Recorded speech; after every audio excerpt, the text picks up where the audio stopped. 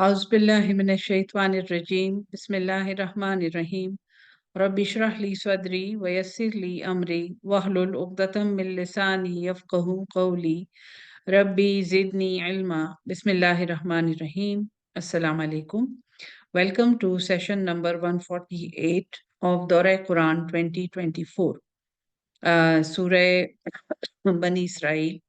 या सूरह इसरा की आयत नंबर 21 से आज इंशाल्लाह सबक शुरू करते हैं।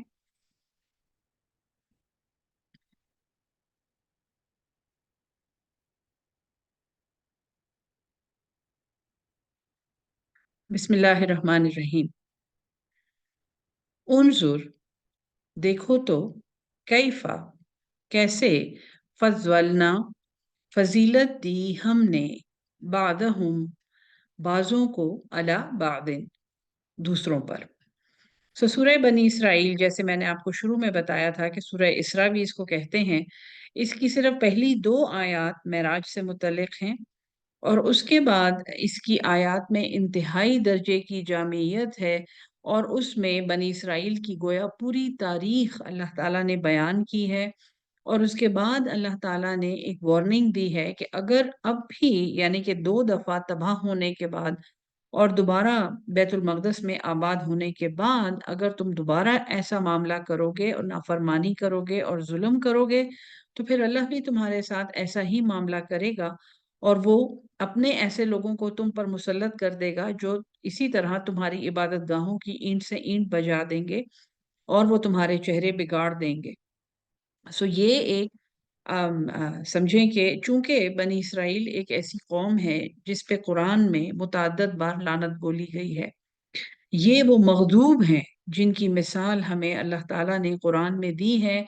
कि कहीं ऐसी उम्मत ना बन जाना। ये वो उम्मत है जिसका क़िबला माज़ूल हुआ है, जिसका बैतुल मक़दस या हैकल जो क़िबला अव्वल जिसको कहा जाता है, गो कि अब उसकी कोई हैसियत नहीं है क्योंकि बैतुल्लाह हज़रत इब्राहीम अलैहिस्सलाम के ज़माने से क़िबला डिक्लेयर हो चुका है और सयक़ूलुस सुफ़हा की आयत के साथ हज़रत मोहम्मद सल्लल्लाहु अलैहि वसल्लम की उम्मत यानी हमें भी तहवील क़िबला का हुक्म हुआ है और बैतुल्लाह अब दुनिया के लिए एक क़िबला है। लेकिन इस कौम के का बयान कुरान में इतना ज़्यादा इसलिए है क्योंकि मुसलमानों को ये सिखाना बहुत ज़रूरी है कि कहीं इस उम्मत जैसे ना हो जाना जो तुम्हारी तरह इस दुनिया के इमाम बनाए गए थे और जिनको पैगंबर दिए गए, हिदायत दी गई थी और सहाइफ दिए गए थे और इनको किताबें दी गई थी और इनको शरीयतें दी गई थी और इनको अल्लाह की नुसरत हासिल थी जिसके ज़रिए इन्होंने बैतुल मक़दस को जीता था, ये जंगों में जीतते थे। सो उस कौम की मिसालें देकर अब और चूंकि सूरत का शान नुज़ूल हिजरत से 1 साल पहले है, अब उम्मत को तैयार किया जा रहा है कि अब अल्लाह की राह में हिजरत करनी है और ऐसा लगता है जैसे इससे पहले जितनी सूरतें गुजरी हैं उनका एक खुलासा अल्लाह ताला ने इस सूरत में दिया है। अल्लाह फरमाता है, उन्जुर कैफ़ फज़्वलना, देखो कैसे हमने फजीलत दी, बादहुम अला बादिन, इनके बाजों को बाज पर, वल आखिरतु और अलबत्ता आखरत, अकबरो दरजातिन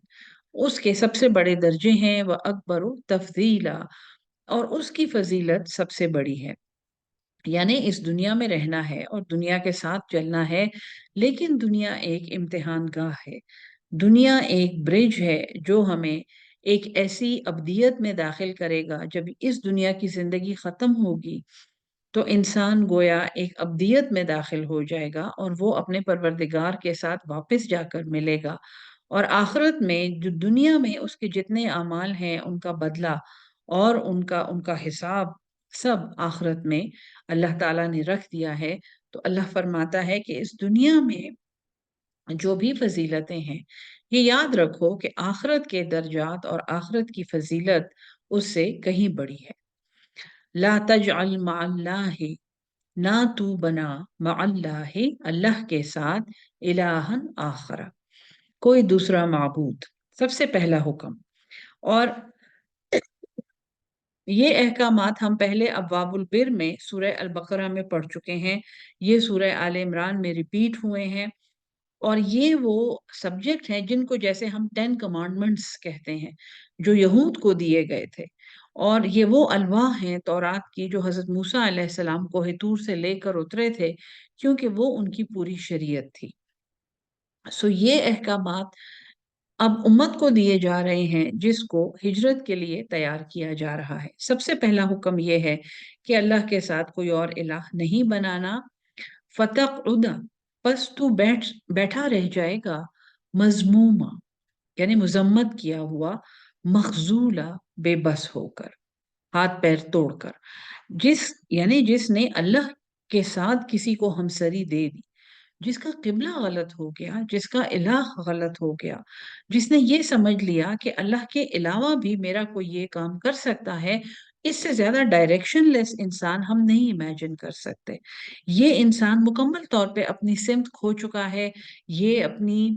ہدایت کھو چکا ہے، یہ اپنی زندگی کا مقصد کھو چکا ہے، کیونکہ اس کو اپنے کریٹر کا نہیں پتا، اس کو اپنے خالق کا نہیں پتا، اور یہ سمجھتا ہے کہ اس کا خالق کوئی ایسی ہستی ہے جس جیسے اور بھی اس کے ارد گرد موجود ہیں۔ وَقَضَىٰ رَبُّكَ، اور حکم فرما دیا تیرے رب، قضا فائنل فیصلہ، قاضی وہ ہے جو کورٹ میں فیصلہ دیتا ہے، فائنل فیصلہ ربو کا، تیرے رب نے حکم دے دیا، تیرے رب نے، اللہ یہ کہ نہیں، تعبدو الا ایاہو، تم نے عبادت کرنی سوائے اس کے۔ اللہ نے یہ فیصلہ دے دیا ہے کہ عبادت کے لائق صرف وہی الہ ہے جو اللہ ہے۔ وَبِالْوَالِدَيْنِ، اور یہ قرآن کی ایک عادت ہے جو آگے بھی آپ دیکھیں گے کہ جہاں پر شرک کی نفی ہوتی ہے اور شرک کا رد ہوتا ہے،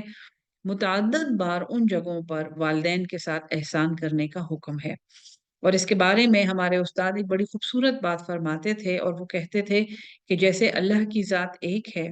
اسی طرح اللہ نے ہر انسان کے ایک ہی ماں باپ بنائے ہیں،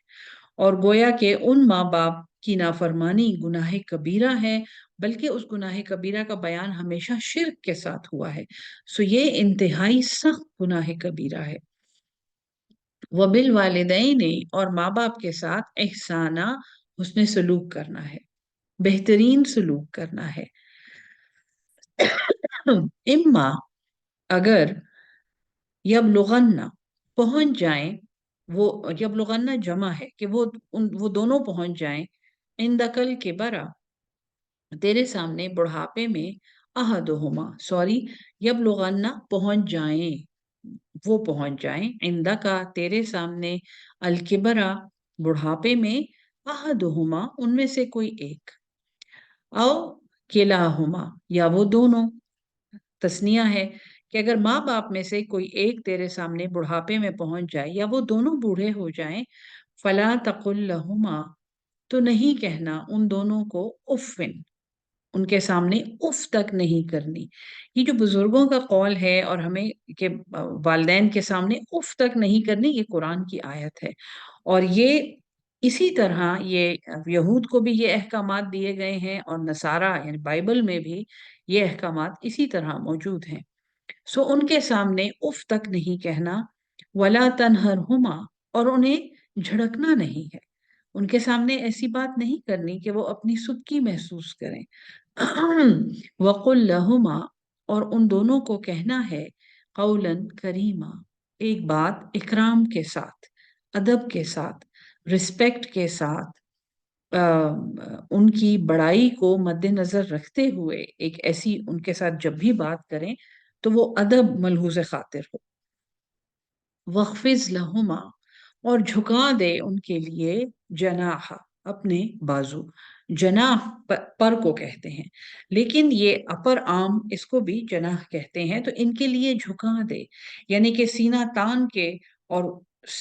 اکڑ کے ان کے سامنے نہیں کھڑے ہونا، بلکہ عاجز ہو کے اور اپنے کندھے اور بازو ان کے سامنے ڈال کے کھڑے ہونا ہے۔ الذل، ان کے سامنے اپنے بازو جھکا دے عاجزی سے، من الرحمت، مہربانی سے، رحم سے، وقل، اور کہو، اب یہ جو یہاں پہ دعا ہے، آپ یہ سمجھیں کہ والدین کے ساتھ حسن سلوک کا یہ ایک نچوڑ ہے۔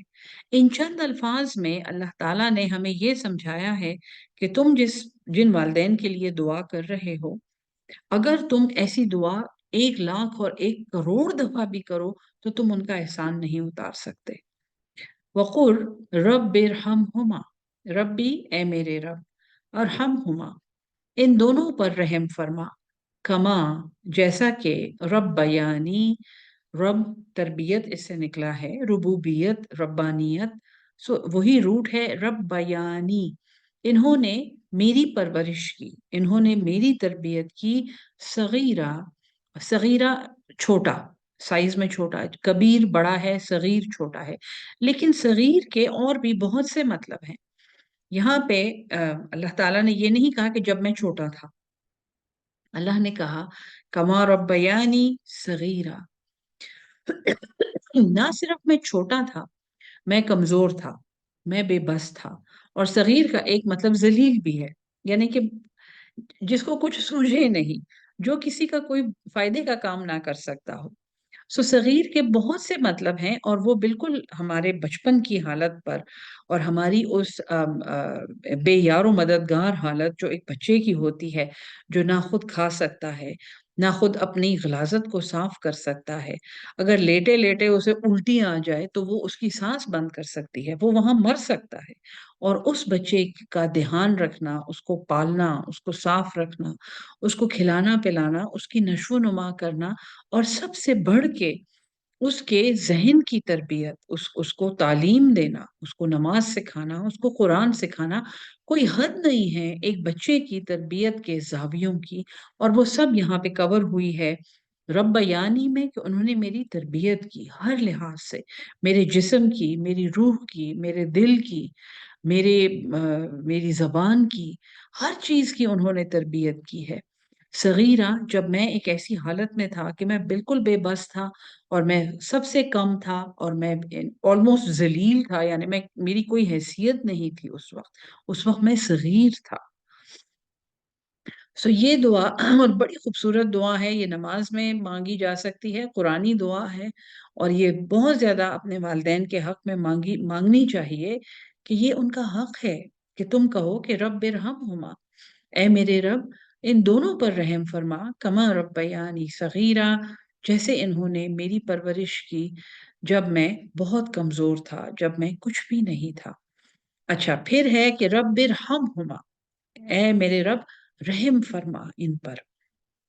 سو وہ چیز جو اللہ تعالیٰ نے ماں کے دل میں اور باپ کے دل میں ڈالی ہوئی ہے بچے کے لیے، وہ رحم ہے، یہ وہ رحم ہے جس کے بارے میں ہم رحیم اور رحمان کی روٹس جب ہم پڑھتے ہیں، ماں کی بچہ دانی کو رحم کہتے ہیں۔ سو ماں تو فزیکلی بھی ایک رحم ہے، وہ تو اس کی تو ذات بھی اس بات سے ہی بنی ہوئی ہے کہ وہ سراپا رحم ہے، اور باپ کی ذات چونکہ وہ ماں کے لیے ذمہ دار ہے، سو وہ اس رحم کا، اس رحمت کا واسطہ ہے جو بچے کو ان کے ذریعے پہنچتا ہے۔ سو ہم اللہ تعالیٰ سے اس رحم کا سوال کر رہے ہیں جو ہمارے ماں باپ نے ہم پہ کیا ہے، اس توفیق کے بدلے میں، اس توفیق کی وجہ سے جو اللہ نے انہیں دی ہے۔ کیوں؟ کہ انہوں نے پھر ہماری تربیت کی۔ بہترین دعا ہے یہ، ربکم عالم، ربکم تمہارا رب، عالم وہ خوب جانتا ہے، بما فی نفوسکم جو تمہارے دلوں میں ہے، اللہ خوب جانتا ہے۔ ان تکونو اگر تم ہوگے، صالحین نیک، صالح نیکوکار، اصلاح کرنے والے، صلح کرنے والے، اپنی صلاحیت کے مطابق بہترین کام کرنے والے، اگر تم نیکوکار ہوگے، فَإِنَّهُ پس بے شک وہ، کانا وہ ہے، للأوابین، اوابین، اوابین کے نفل ہم کہتے ہیں نا، اوابین کا جو روٹ ہے اس کی لغوی مطلب ہے مڑنا، رجوع کرنا۔ سو وہ رجوع کرنے والوں کے لیے غفورا وہ بخشنے والا ہے۔ وآتی اور دے دو، ذل قربا قرابت داروں کو، حقہ اس کا حق، والمسکین اور مسکینوں کو، وابن السبیل اور مسافروں کو، वला तुबज़िर, और फजूल खर्ची नहीं करनी, तबजीरा, अंधों की तरह, अंधाधुंध। बा, जाल, रा। इसकी रूट का लुग़वी मतलब मुझे मालूम नहीं है, ये मैं बल्कि यहाँ लिख लेती हूँ क्योंकि मैं अभी आपको नहीं बता सकती, मुझे खुद भी नहीं याद ये। लेकिन बा, जाल, रा की रूट मैंने आपको इंशाल्लाह अगले सबक में बतानी है, क्योंकि ये बड़ा खतरनाक लफ्ज़ है और इसके ऊपर आगे डिस्कशन है। वला तुबज़िर तबज़ीरा, तुम बेशक कराबतदारों को और मिस्कीनों को और मुसाफिरों को उनका हक दो, लेकिन फजूल खर्ची ना करो। अब फजूल खर्ची का क्या मतलब है? एक सिंपल एग्जांपल मैं आपको यहाँ देती हूँ क्योंकि ये दौरा है और हमें जल्दी जल्दी आगे बढ़ना होता है। हमारे यहाँ जैसे मसलन एक बच्चे का अकीका होता है जो सुन्नत है, और गोश्त कुर्बानी की जाती है और वो गोश्त बांटा जाता है। या फिर ये है कि बच्चे की कोई खुशी मनाई जा रही है, मसलन हम खत्म कुरान भी एक खुशी है जो लोग मनाते हैं। इस खुशी के मौके पे हम कहते हैं कि जी हम सदका कर रहे हैं और हम खैरात कर रहे हैं। और वो सदका खैरात, आप समझें कि अगर 1,000 का सदका खैरात हम घर से बाहर गरीबों में कर रहे हैं, तो उसके साथ जो हम फंक्शन अरेंज करते हैं और उसके साथ जो हम तकरीबात अरेंज करते हैं, तो अगर 1,000 बाहर खर्च हो रहा है तो 10,000 हमारी अपनी उस नमूदो नुमाइश और उस शो ऑफ पे और उस रियाकारी पे खर्च होता है, जो हम उस रस्म के आड़ में, उस रस्म की आड़ में, उस रस्म के पर्दे में कर रहे होते हैं। ये तो हमारे बच्चे का अकीका है और हमने रिश्तेदारों को बुलाना है, और जाहिर है ये तो हमारी खुशी है, तो हमारे घर की पहली खुशी है और हम जरूर ऐसा करेंगे। देखें जी, अल्लाह कहता है कि कराबतदारों को और मिस्कीनों को उनका हक जरूर दो, लेकिन फजूल खर्ची नहीं करनी है, और ऐसे जैसे अंधाधुंध। इन्नल मुबज्जिरीना, ये बड़ा खतरनाक है, बेशक जो फजूल खर्च हैं, कानू, वो हैं, इख्वान शयातीन, वो भाई हैं शैतान के, शैतानों के भाई हैं। वकान शैतानु, और है शैतान, लिरब्बी ही, अपने अपने रब का, कफूरा, नाशुक्रा। अब फजूल खर्च को शैतान का भाई यहाँ कहा गया है, तो अगर रूट का मतलब मुझे पता होता तो मैं ज्यादा बेहतर आपको बताती, लेकिन इंशाअल्लाह वो जरूर मैं आपको बताऊंगी। लेकिन फजूल खर्च को शैतान का भाई क्यों कहा गया है? एक छोटी सी मिसाल से मैं शुरू करती हूँ। हमारे यहाँ मसलन एक बच्ची का रिश्ता तय होता है या बच्चे का रिश्ता तय होता है, हम कहते हैं कि हम दुआए खैर कर रहे हैं, हम दुआ कर रहे हैं कि इस बच्चे का रिश्ता खुशी के साथ तय पाए। और हम उसको एक तकरीब बनाते हैं अपने घरों में, और हम वहाँ पे रिश्तेदारों को जमा करते हैं, और फिर हम कोई मीठी चीज खाते हैं और हम खुशी मनाते हैं, और हम एक्चुअली वहाँ पे दुआ करते हैं। वो बहुत खुशी की बात है, सुन्नत है, निकाह, बच्चे का निकाह हो रहा है, एक नया घर बस रहा है। ये एक रस्म है हमारे यहाँ, जो आम तौर पे की जाती है कि जी उनकी दुआए खैर है, आज बच्ची की हाँ हो रही है, और वो बच्चे, लड़के के घर वाले उनके घर आएंगे। इनको अब इसमें शैतान का कोई अमल दखल नहीं है। इसमें शैतान का अमल दखल कब शुरू होता है? फिर हम ये कहते हैं कि जी चूंकि यहाँ पे दुआए खैर हो रही है, तो हम इन दीवारों को एक खास तरीके से आरास्ता करेंगे, और हम इस कमरे को एक खास तरीके से आरास्ता करेंगे, और हम इसकी दीवारों पे ये लगाएंगे और ये लगाएंगे, और हम उस पे वो ऐसी रंगीन चीजें लगाएंगे, और हम उन पे नाम लिखेंगे, और वल्लाहु आलिम हम उन पे गुब्बारे लगाएंगे, और हम उन पे दुपट्टे लटकाएंगे। सो चंद हजार रुपए तो उसकी नजर हो जाते हैं, जो बड़ी खुशी से दिए जाते हैं कि ऐसा रोज रोज तो नहीं होता, हमारे यहाँ दुआएं खैर हो रही है, और ये सब कुछ कोई बात नहीं, ये हमारे घर की पहली खुशी है या दूसरी है या तीसरी है, जो भी है। उसके बाद चूंकि लड़के वाले आ रहे हैं, तो वो हमारे यहाँ कुछ खाएंगे पिएंगे, वो हमारे यहाँ कुछ देर रुकेंगे, तो हम उन्हें चाय पिलाएं या हम उन्हें शरबत पिलाएं।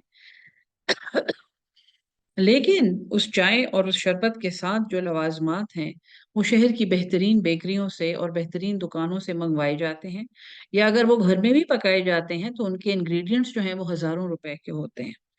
और फिर एक फीस तैयार की जाती है और एक एक ख्वान तैयार किया जाता है, और वो اور اکثر ان رسومات میں اکثر بہت بزرگ لوگ ہوتے ہیں، کسی کو شوگر ہوتی ہے اور کسی کو بلڈ پریشر ہوتا ہے، اور وہ سب کچھ کھا بھی نہیں سکتے جو وہاں پہ دیا جا رہا ہوتا ہے۔ اس کے بعد چونکہ آج ہاں ہو رہی ہے اور آج دعائے خیر ہو رہی ہے، تو ہم نے ایک خاص قسم کا لباس بھی پہننا ہے۔ یہ جو ہم روزانہ پہنتے ہیں، یہ تو ہم روزانہ پہنتے ہیں، آج تو بہت اسپیشل دن ہے، اور آج تو ہم نے ایسا ایسا ایسا کرنا ہے۔ اور اس کے لیے بھی شہر کی اور گاؤں کی، اب جو بھی ان کا جہاں وہ رہتے ہیں، ان کے بہترین درزی اور بہترین بوتیک سے مدد لی جاتی ہے۔ اور یہ خرچہ تو آج کل شاید لاکھوں میں پہنچ گیا ہے، اگر وہاں پہ بیٹھے ہوئے سب لوگوں کی شاپنگ کو دیکھا جائے جو انہوں نے اس تقریب کے لیے کی ہے۔ سو ہوتے ہوتے ہوتے ہوتے وہ محفل جہاں پہ ہم نے اپنے بچوں کی نیک بختی کے لیے ایک دعا مانگنی تھی کہ جی ہاں، یہ لڑکے اور یہ لڑکی والے آج سے رشتہ دار ہیں، اور اللہ اس رشتے میں بہت برکت ڈالے، اور اتنی اچھی بات ہے کہ آئیں اس بات پہ ہم منہ میٹھا کر لیں۔ اور وہ منہ ہمارا شاید ایک گلاب جامن سے یا ایک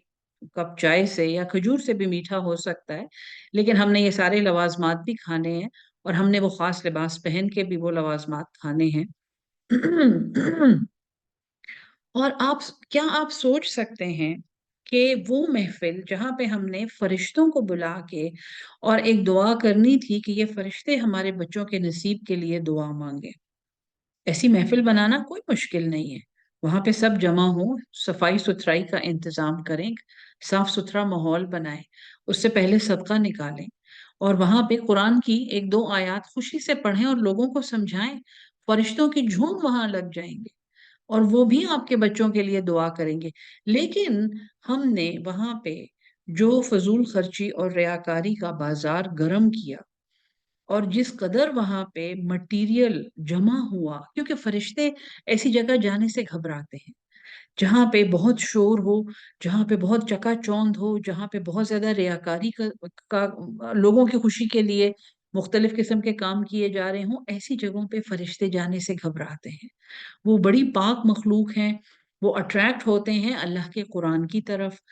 طہارت اور پاکیزگی کی طرف، دعا کرنے والے لوگوں کی طرف، ذکر کی طرف۔ تو اس محفل میں جہاں پہ ہم فرشتوں کو بلا رہے تھے، ہم نے بڑے آرام سے اور چند لاکھ روپے خرچ کر کے ڈھیر سارے شیطان جمع کر لیے ہیں، کیونکہ جہاں پہ فرشتے نہیں ہوتے وہاں پہ شیطان ہوتے ہیں۔ پھر ہم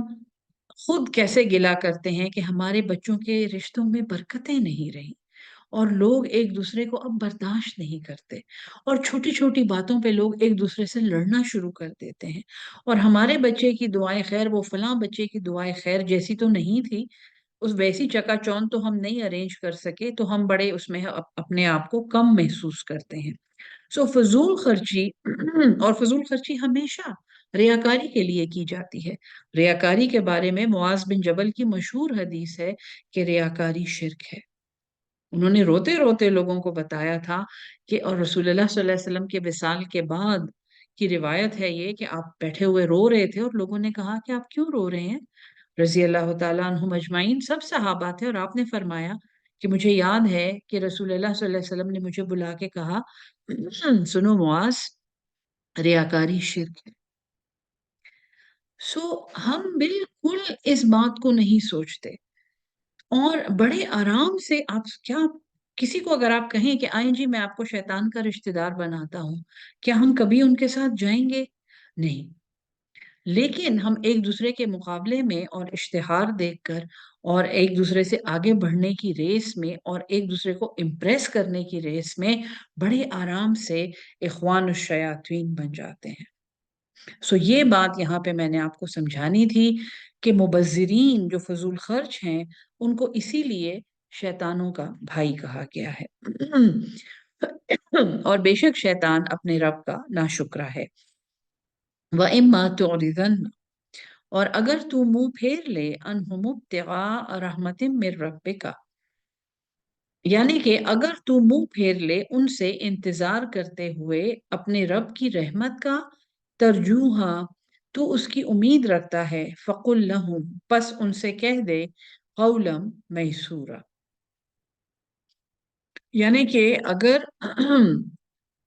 فضول خرچی سے اور شیطانوں سے اور رسومات سے اور اس طرح کے اس ناشکری سے اگر تو منہ پھیر لے اور اپنے رب کی رحمت کا انتظار کرے اور ان سے کہہ دیا کر، یعنی جو بھی وہاں پر ہیں، قولم میسورا، ایک نرمی کی بات، سختی کی بات نہیں کرنی، یسر آسانی کو کہتے ہیں، ولا تجعل، اور تو نہ بنا، یدکا اپنا ہاتھ، مغلولتن، غلن، بندھا ہوا، اپنا ہاتھ باندھ کے نہ رکھ، اللہ انوکے کا، اپنی گردن سے، اس کا مطلب ہے کہ بخل نہ کر، کنجوس نہ بن، ولا تبسطھا، اور نہ ہی اسے کھول، کل البسط، معاف کیجئے گا،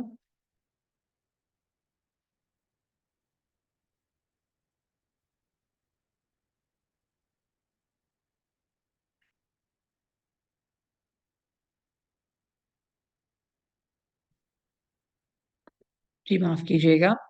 تھوڑا سا کنیکشن ہل گیا تھا۔ تو نہ اپنا ہاتھ اپنی گردن میں باندھ کے رکھ بخل کے ساتھ، اور نہ ہی تبسطھا، بسیط کر دے اپنا ہاتھ، کھول دے اپنا ہاتھ، کل البستی، پوری طرح کھولنا، فتقعد، پس تو بیٹھا رہ جائے، ملومم،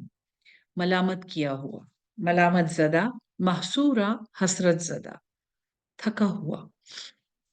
سو اللہ تعالیٰ یہاں پہ، اور یہ وہ امت ہے جو اب ہجرت کرنے والی ہے، جتنی تعلیم مکی زندگی میں دی گئی ہے، اللہ تعالیٰ اس کی ایک سمری ان کو بتا رہا ہے کہ اب یہاں سے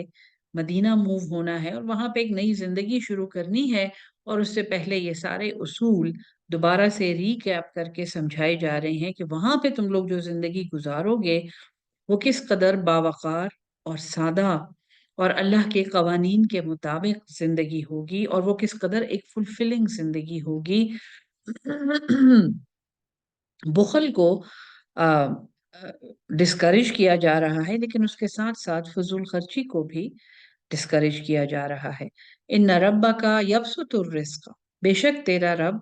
کھول دیتا ہے، فراخ کر دیتا ہے رزق کو، لمن یشاء، جس کے لیے وہ چاہتا ہے، وَيَقْدِرُ، اور وہ تنگ بھی کر دیتا ہے، انہو، بے شک وہ، کان بعبادہ، ہے وہ اپنے بندوں پر، خبیرم، بصیرہ، باخبر یعنی خبر رکھنے والا اور خوب دیکھنے والا۔ اب ایک اور لعنت آپ سمجھیں جو ان کو عہد جاہلیہ سے لوگوں کے ساتھ لگی ہوئی تھی، وہ لڑکیوں کا قتل تھا، اور کبھی کبھی ایسا ہوتا تھا کہ وہ اپنے بچوں کو بھی مار ڈالتے تھے، یعنی یہ، اور یہ چیز بہت، آپ کو شاید سن کے حیرت ہو کہ یہ چیز فی زمانہ بھی جاری ہے۔ آپ اس سبق کو دیکھیں، یہ مکہ کے ان بدوؤں کے ساتھ مخصوص نہیں ہے جن پر یہ وحی نازل ہو رہی تھی اور جن کو یہ وحی سنائی دی جا رہی تھی، فی زمانہ بھی ہم لوگ یہ چیز دیکھتے ہیں۔ وَلَا تَقْتُلُوا، اور نہ تم قتل کرو، اولادکم، تمہاری اولاد کو، خشیتا، خشیتا، ڈر سے، املا، مفلسی، تم اپنی اولاد کو مفلسی کے، غربت کے ڈر سے قتل نہ کرو، نحن نرزقہم، ہم انہیں رزق دیتے ہیں، وَإِيَّاكُمْ، اور تمہیں بھی، ان قتلہم، بے شک ان کا قتل، کان خطئا کبیرہ، یہ گناہ کبیرہ ہے۔ تو جیسے والدین کی نافرمانی گزری، گناہ کبیرہ، اولاد کا قتل گناہ کبیرہ، قرآن کی روح سے یہ گناہ کبیرہ ہے، معصوم پر بہتان لگانا گناہ بن کبیرہ، یہ ہم پڑھ چکے ہیں یہ۔ سو گناہ کبیرہ کی ایک پوری لسٹ ہے قرآن میں، ٹھیک ہے جی۔ اولاد کو قتل کرنا، ایک تو یہ ہے کہ لڑکیوں کو زمین میں دبا دینا، اور صحابہ کی روایات ہیں جس میں انہوں نے کہا کہ میں نے 70 یہ، یعنی کہ حضرت دہیہ کلبی جو بہت ہی عظیم الشان صحابی ہیں، بلکہ وہ ایک ایسے کیریکٹر ہیں جن کا روپ دھار کے حضرت جبریل علیہ السلام آتے تھے، وہ اس قدر हैंडसम थे, इस कदर वो वजीह और खूबसूरत इंसान थे, और उनके बारे में ये बात मशहूर है कि वो अपने कबीले के सरदार थे और बड़े जालिम और बड़े सख्त थे। और उन्होंने हुजूर सल्लल्लाहु अलैहि वसल्लम के सामने ये एतराफ़ किया था कि मैंने इतनी हज़ार बच्चियों को ज़मीन में दबाया है, तो क्या आपका अल्लाह मुझे माफ़ कर देगा? अपने ईमान लाने से पहले उन्होंने ये सवाल पूछा था। उस ज़माने में ये बहुत आम था कि लड़कियों को दबा देना, या फिर अगर बहुत गरीब हैं या किसी औरत को सज़ा देनी है तो उसके बच्चों को मार डालते थे।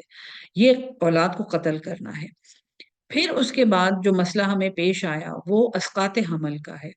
यानी कि औरत प्रेग्नेंट हो गई है लेकिन वो बहुत गरीब हैं। मैंने ऐसे लोग भी देखे हैं जो ये कहते हैं कि अभी तो हमारा बच्चा बहुत छोटा है और हम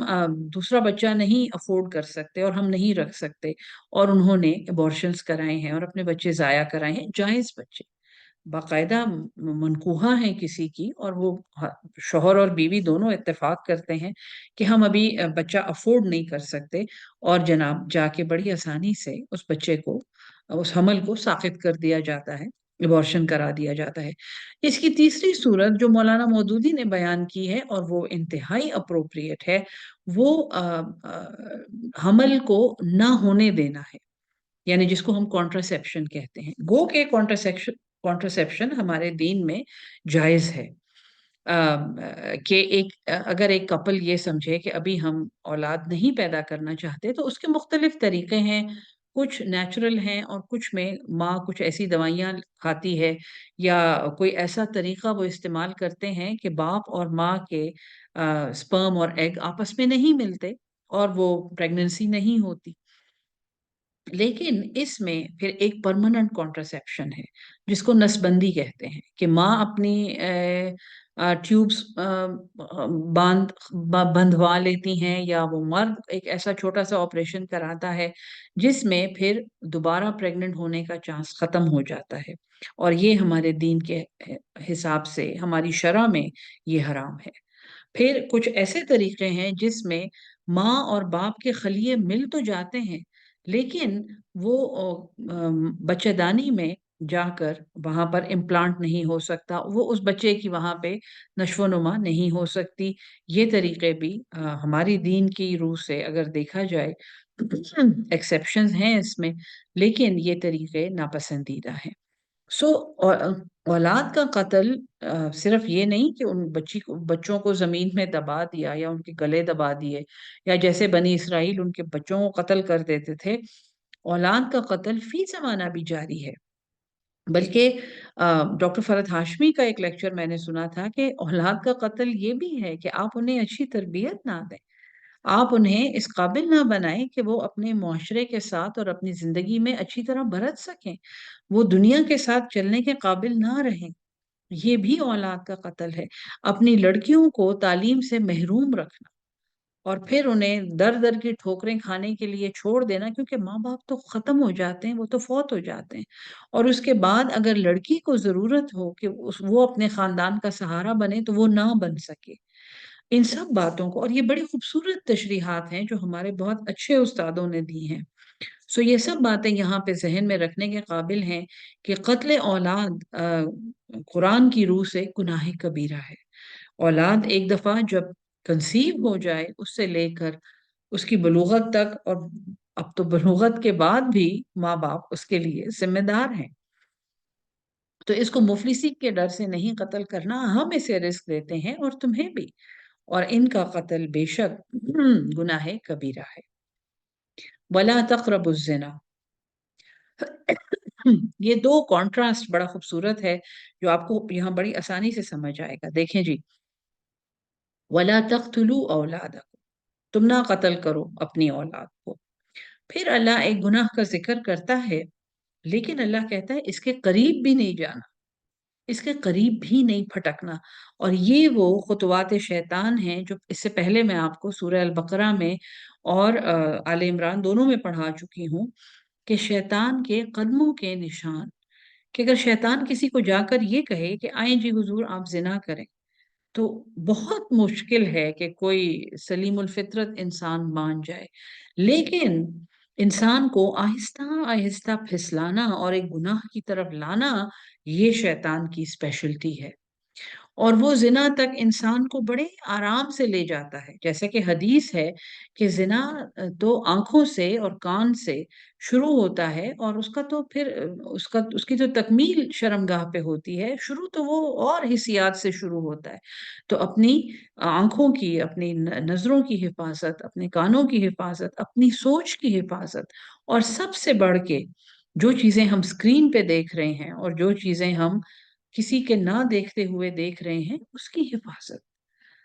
کہ اس کے قریب بھی نہیں جانا، کسی ایسی چیز میں بھی نہیں انگیج ہونا جو انسان کو زنا تک لے جائے. انہ کان فاحشہ،